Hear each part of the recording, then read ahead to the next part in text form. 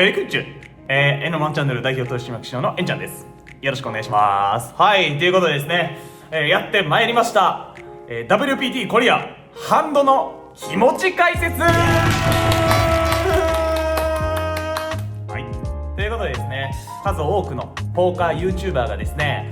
自分たちのハンドをやれ GTO ウィザードみたいな機械を使って測定して、ここはこうするべきだった、ああするべきだったみたいな反省であったりとか、あとはですね、ここはなぜそのプレーをしたのかみたいな理由みたいなところもですね、お伝えしている方多いかなと思われますと、ただもう僕全然ポーカーのこと知らないんです。はい、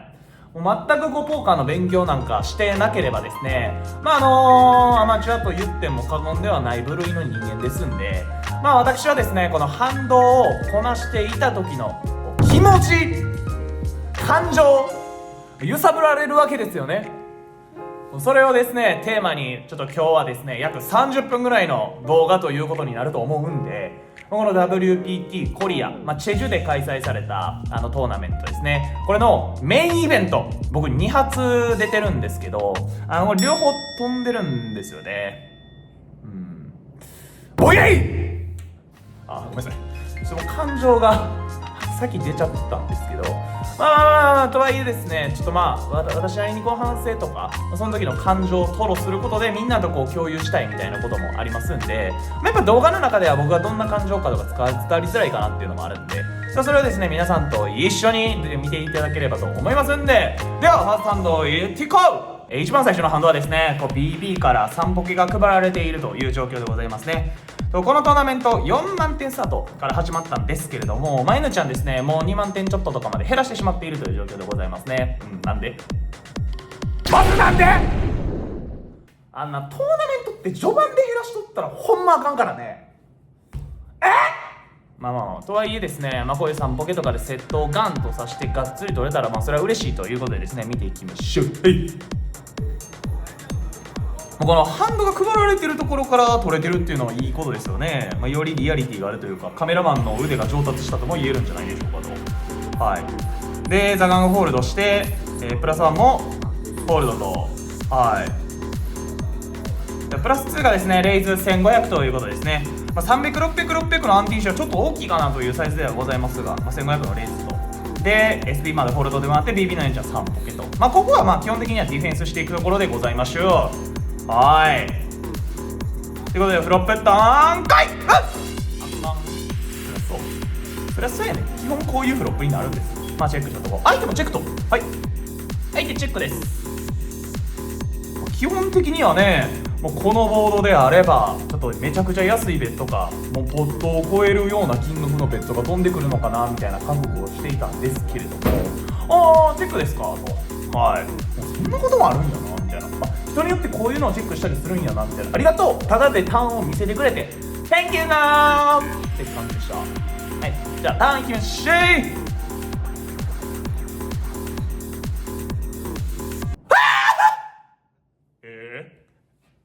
そんなことある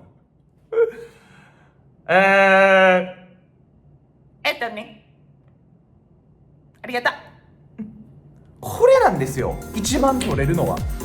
例えばフロップチェックしたところにありそうなエースの弱いキッカーであったりとか、キングヒット並びにガットついてるとか、そういうところ、全て私からですね、私のこの3ポケの3カードから搾取されてしまうということでございますね。嬉しいですね。というところで、ポット3900に対してですね、ここはさすがにベットしていきたいというところでございまして、じゃあ2200と、大体 60% ぐらいのベットを打っていきますと、割れないんじゃん割れないんじゃん。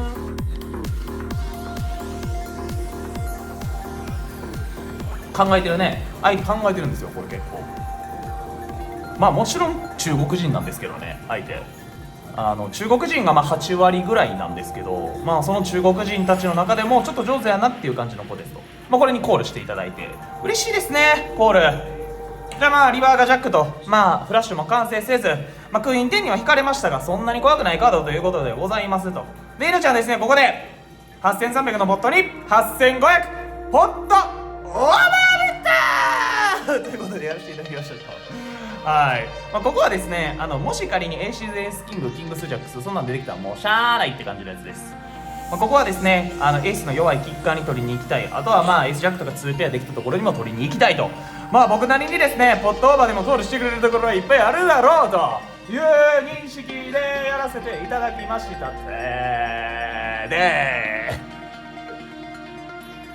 おもろないどうごめんちょっとおもろないなんか会話してる感じでいいよね。普段はポーカーやってるだけやからね。なんかこう僕はスマホと会話してるんですけど、なんか画面越しの皆さんとも会話できればな、そういう風に思って僕はこういう動画を撮ってますと、僕の人となりもやっぱ知っていただきたいみたいなところもありますし、なんかこの動画を通してね、僕のファンになってくる見ましたオールイン来て、はい、ごめんなさい、ちょっと戻します。じゃあオールイン飛んでください。スマホですと、じゃあ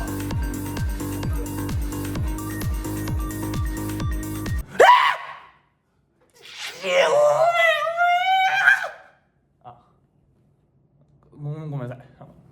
5秒ぐらい何があったかちょっと記憶ないんですけど、シーズン嘘やめてややらないって言ったよね、そんなことやめて言ったよね。セットオーバーセットと、僕のメインイベント1期目はもうこれ終了です。何も取れたかない。ちょっとその時の感情みたいな話ですが、もうへんってへんって感じでした。そんなこともあるんかみたいな。ただこれはね、どっちかっていうとなんか苛立ちを隠せないというよりかは、もうしゃあないが立ちますね。相手へのリスペクト、よくフロップチェックした、素晴らしいトップセットをちゃんとチェックして、ターンで3ポケに積もらせて、リバーでポットベッドまで打たせて、素晴らしい、おめでとう。なんかそのすごいなって気持ちがほとんどですね。ちょ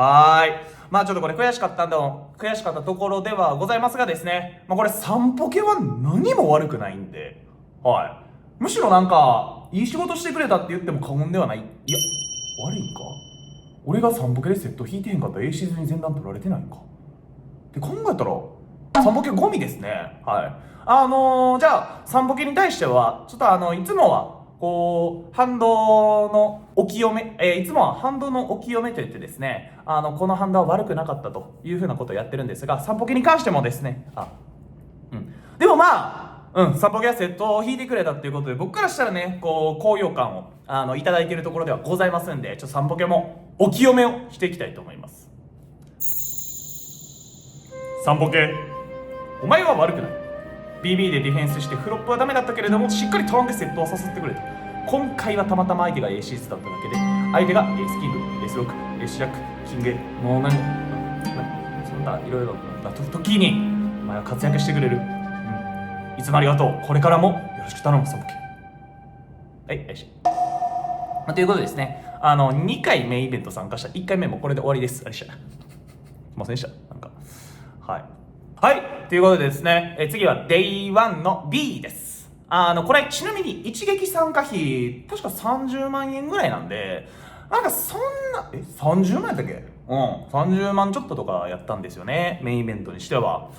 だからそんなめっちゃ高いってわけじゃないんですけど、普通に考えたらサラリーマンが1ヶ月稼ぐお金って30万ぐらいってことを考えると、なんかこの3ポケでね負けてしまったのは大変癪だなと思ったりするんですけれども、2発目はね勢いが全然違うと。ということで、次のハンドいってみよう。じゃあ次のハンドでですね、メインイベント Day1B、レベルが3の200、400、400というところでですね、N ちゃんはほとんど原点と変わらないチップを持っている状況でございますと。そこでですね、ミドルポジションから、クイーンズが配られました。やったね、やったー、クイーンって感じでしたね。クイーンって感じでした。行ってみようと。このパーカー結構新調したんですけど、かっこいいでしょ。このパーカーこれと同じブランドなんです。で、エンちゃんまで回ってきてですね、レイズ1000と嬉しいですよね。クイーンズでミドルポジションからレイズできるっていうのはこれほど嬉しいことはない。じゃあボタンから2800の3ベッドが飛んでくると素晴らしいですね。嬉しいとかそういう次元の話じゃない。嬉しいね。はい、オールインと N ちゃんね、相手のバックスタックがもう残り少なかったんでちょっとオールインしてみましたと。はい、じゃあ相手テンズブーケ。確かに自分のなチップが少なくなっててボタンから点数入ったら行きたいよな。クイーンズでした。ごめんなさいね。はい。ということで、ここはですね、クイーンズ VS テンズというですね、まあ世界の中でも日本2番目3番目ぐらいに入るぐらい簡単な勝負をさせていただきます。はい。で、フロップがですね、もちろん7、キング、9と、はい、ありがとうございますと。はい、ターンが3、それはそうですね。はい、とどめリバーでとどめのクイーン、すいませんでした。はい。まあ、ここの時のハンドの気持ち解説、やっていきます。バカ。お前が天像を持ってた。バーカ。バーカ。その時は俺はクイーンズを持ってるか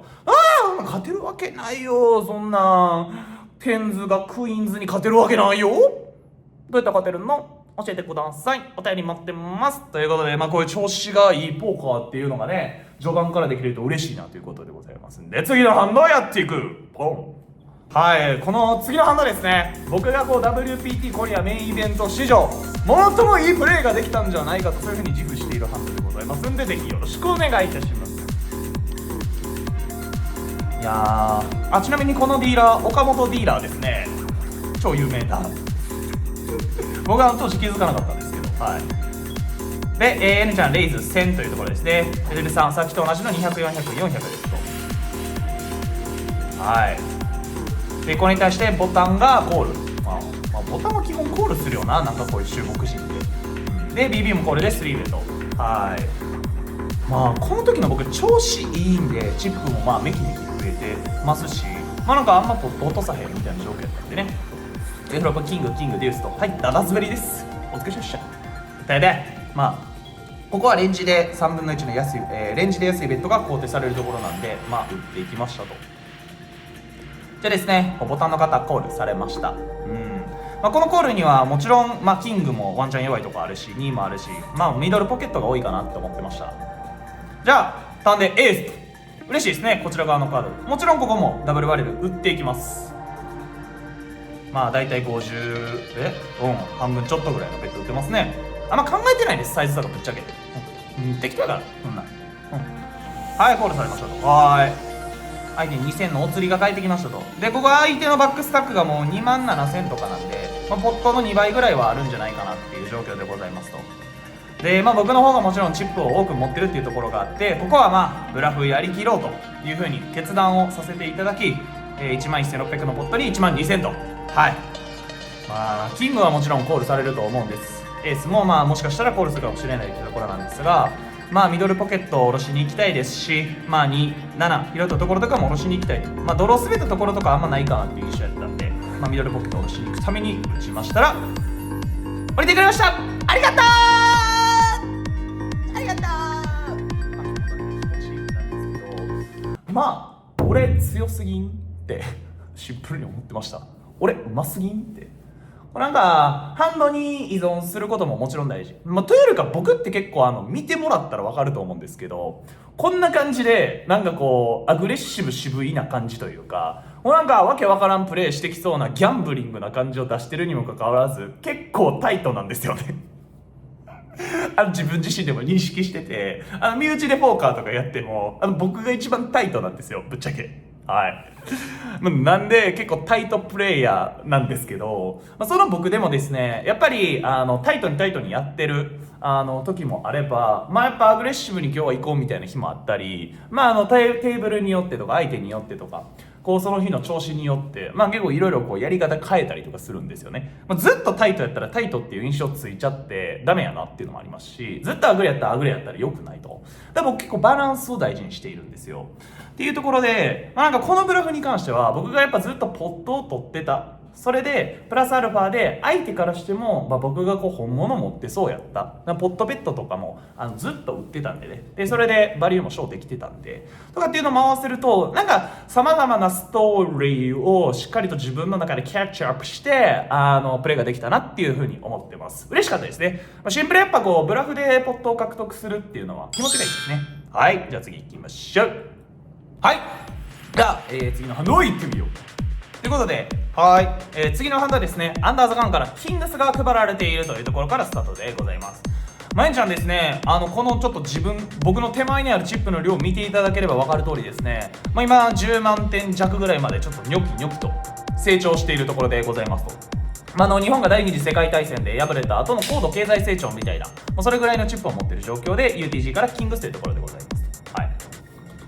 で、500先生のところ UTG から2200にレイズと。じゃあ、ロージャックとカットオフ両方コールというところでございますね。で、ボタンのこうショートのプレイヤーですね、おそらく2万点ぐらいしか持ってないショートのプレイヤーからオールインをいただきました。ありがとうございます。本当に嬉しいです。こんなキングスの時にオールインをもらって嬉しいですということなんですけど、どうするかというところでございますね。僕の中ではまずそもそもオールインをもらったことに対して、気持ちを先に言っとくと、うちのキングスがね、いつもお世話になってます。本当にありがとうございますっていう、隣人のババアみたいな感じですね。隣人のババアが醤油もらった時みたいな。隣人のババアが自分の子供を預かってもらった時みたいな。もうほんまにありがとう。心からありがとうって感じですね。で、ここからちょっと話は続くんですが、ロージャックもカットオフも僕よりスタッフが少ない状況ですと。で、ロージャックカットオフからコールしているレンジの中に、じゃあ例えばなんですけど A シーズンあるんって考えると、このロージャックのプレイヤーは結構あるかなっていうな、A シーズンをコールドメにしたり、そう強いハンドを潜ったりする子もたまにいるかなみたいな。ただ基本的にはやっぱ僕の一発入れをここで僕の UTG からのプレイラインの選択肢は刻んで4ベットをするのかオールインをするのかっていう2択だったんです。ただ刻んで4ベットしてしまったとしても、もう後ろのコラのスタックがもうほとんどなかったんで、3万点4万点とかのコラだったんで、もう一発ガッとオールインして、血迷ったエースクイーンコールとか欲しいなみたいな、血迷ったキューポッケコールみたいな、そんなんいただければ嬉しいなっていう衝動でちょっとオールインさせていただきました。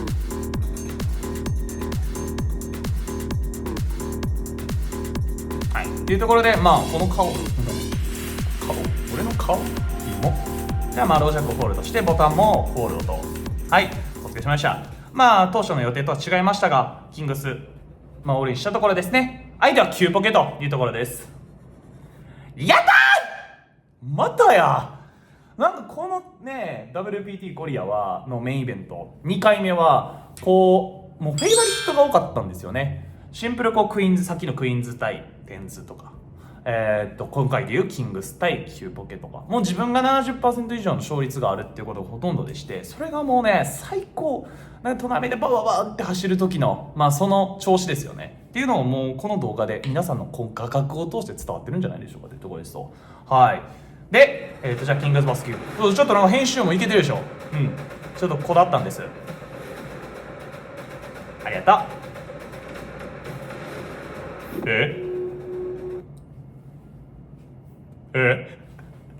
嘘ん。10万点中負けたら19,500点なくなるっていう勝負なんで、そんなにへこむわけじゃないんですけど、仕方ないですよね。てで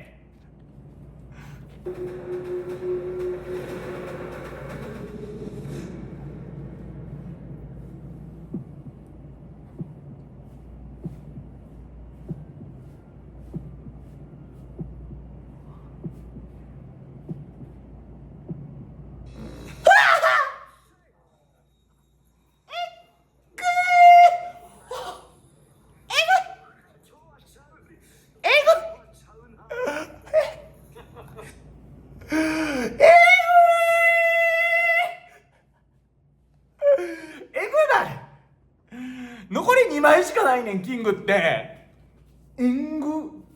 これ今見ても脳汁止まらんわマジで。お母さんありがとう。いやーほんまに嬉しいな。もうこれね負ける日じゃないよ、確実に。もうトーナメ勝つ日やん、どう考えても。こんなついてることありますかと。思わず僕会場でもう両手上げてわーって叫んでもうてるんで、この動画今見てもらったら分かった通り、周りの人がもう僕のことめっちゃ見てると思うんですけど、それぐらい嬉しかったですね。はい。ポーカーやってる最高な瞬間ってやっぱこれですと。キングス対9ポケ勝った、これは当たり前。ただ勝てよ。フロップで9引かれてトリップスになった。でもターンでキングバチコーンって引き返して勝ったと。ありがとうございました。はい。ということで次の動画いっていこう。次のハンドいってみよう。はい。次のハンドがですね、残念ながら、この WPT コリアメインイベント最後のハンドでございます。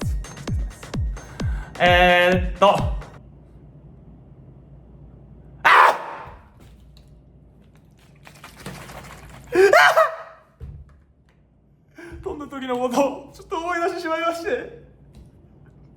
悔しい。まあ最後っていうことは皆さん分かっていただいてると思うんです。このハンドで僕は飛びますと。でこれがちょっと僕ぶっちゃけなんかもう言葉出ないです。はい。じゃあ一緒に見ていければなと思います。SB 対 BB のブラインドヘッズですと。SB の僕が9万7000点持ってて、その BB はカバーしてる状態です。で、僕は SB からエースキングオフスーテッドで、ブラインド1000、1500、1500の状況ですね。これなんですけど、まずごめんなさい、もういきなりオールイン入ってるんですけど、ここまでの過程を説明すると、まず、SB からエースキングオフを持ってる僕ね、コールしてます。リンプしてます。まずそもそもブラインドヘッズで。だから1000から1500にコールしてます。じゃあその BB から5000のレイズが返ってきたんですよね。はい。5000の普通にレイズが返ってくる。OK ですか？でこれに対して僕が1万5000の3ベットを返します。はい。じゃあ BB から9万7000のオールインが飛んできてるっていう状況です。はい。わかります？でこれめっちゃ悩んだ。ぶっちゃけめっちゃ悩んだ。だって俺 60BB 持ってるからね。60BB 持ってるんやから、正味ここを降りても、全然残り1万5000点だから10BB 減るだけなんで 50BB 残るわけです。全然 50BB あったらメインイベントも戦えるんですけど、コール選択しました。でこれコールを選択した理由なんですけど、もうごめん、こんなこと言ったらもしかしたらちょっとこいつキモいなとか、こいつほんま下手やなとかって思われるかもしれないんですけど、僕他人にどう思われるとか気にして生きてないタイプの人間なんで、言わせてもらうとなんか勝てる気しためっちゃ勝ってる気した。ここでガンって一発入れするところ、俺とポスト戦いたくないんやろなっていう。ぶっちゃけこの日僕がもうこのテーブルの支配者やったんですよね。結構ポストフロップは落とすことほとんどなくて、もちろんガンってブラフで減ったりとかもあったにはさっきのねエースですとかであったんですけど、基本やっぱ僕のことみんな嫌なんやろうなっていう、ポスト戦いたくないんやろうなっていう風潮が出てたと。でこの右の台に座ってる BB の方も、その僕がやっぱり何回もベットして降りてるところ、この動画でも何回も映ってるはずなんですよね。ってなった時にやっぱポスト戦いたくないって考えると、エーシーズキングスはブロックしてることも考えてないなっていう、そもそも俺の価値観ね。そうポスト俺がそもそも思考回路はポスト戦いたくないからオールインしてるんだろうなっていう価値観なんで、で考えるとエーシーズキングスは自分がエースとキングをブロックしてることも考えてないと。根本じゃあクイーンズ以下だと、やねんやったらもう 50% の勝負でしょと。はい、50% 以上の勝負になる可能性もあるでしょうと。やねんやったらもうここはコールしてチップドカンって増やして、この後デイ2に進むまで、デイ2に進んだ後も余裕持ってプレイできるようにした方が利益的なんじゃないかっていう判断でエースキングを僕はコールしました。はい。ただ結構降りろよとか、なんで降りられへんのこれとかっていう声も多かったんで、僕のこのハンドの気持ちを解説させてもらうんですけど、多分これ結構理論も通ってると思います。なんとなく。ただちょっと見てください。僕の理論全部間違ってて大変申し訳ございませんでした。ここまで自分のプロセスを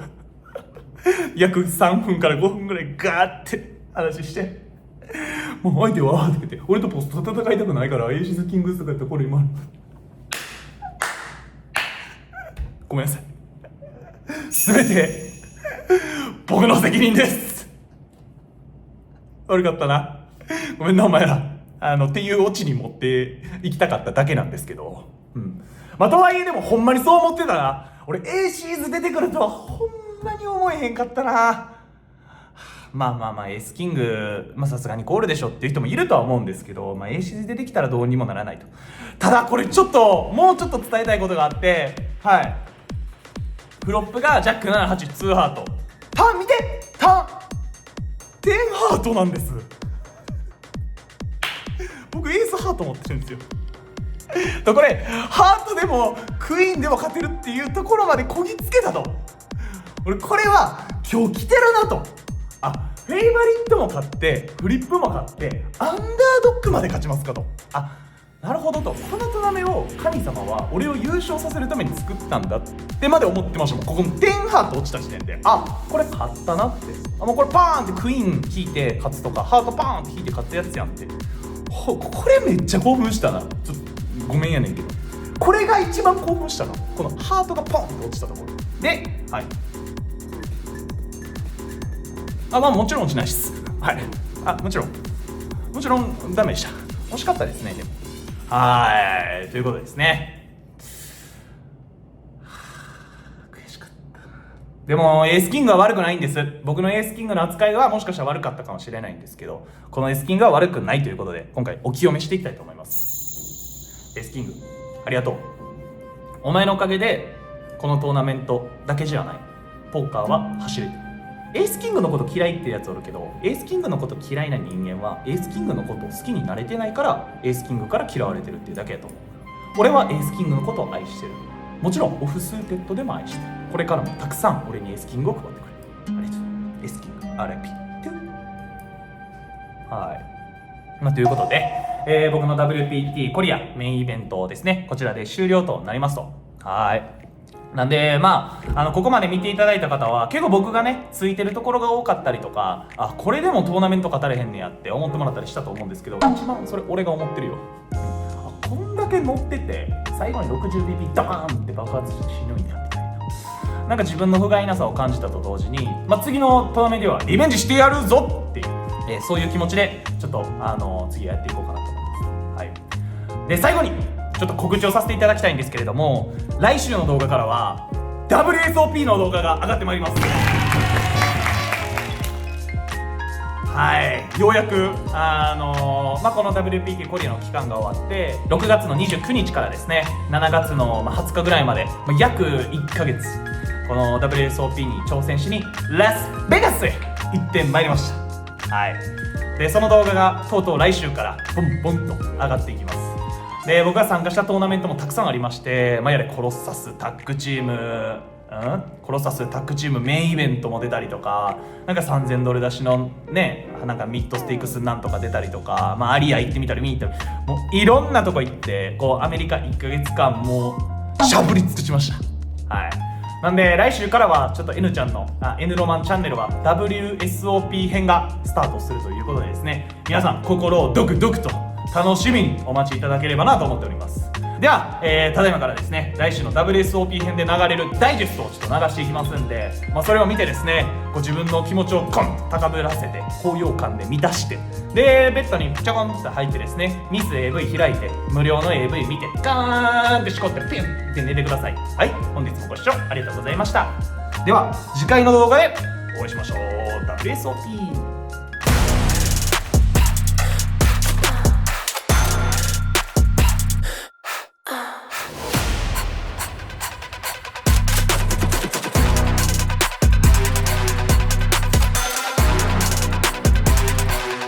俺はやる。